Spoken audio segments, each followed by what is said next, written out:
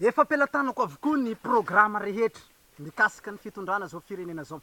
Efa nisy fotoana anaovako étude lalina ary efa nodiniko tany an-danitra ny solution, ny vahaolana hamahana ny problème ny Madagasikara.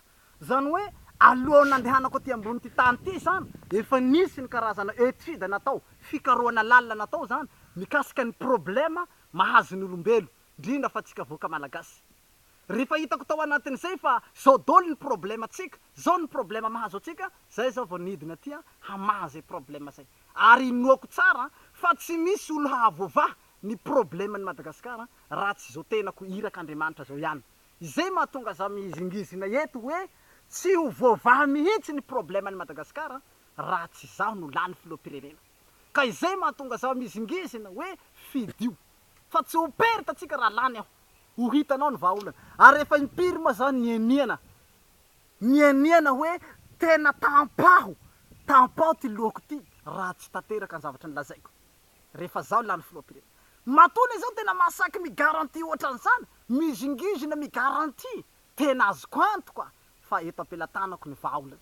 Ary azoko antoka fa vaovao io olana io aho.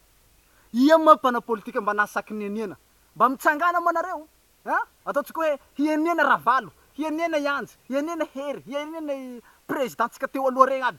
Mba miasa mienina moa nareo hoe tapako lohako ty, mba mitenena ohatran'izany moa ravalo, rahery, rahanjy hoe tapako lohako ty raha tsy tanterako zavatra teneniko. Fa tsisy asaky tenan'izany nareo mpana politika satria ny anareo lainga foana avokinareo olo. Ary nareo nefa hainay fa mpandainga. Zay mahatonga za manetagny vahoaka eto hoe aza mifidy itsolo tsika, ary aza manaiky mihitsy hifidy mpanao politika.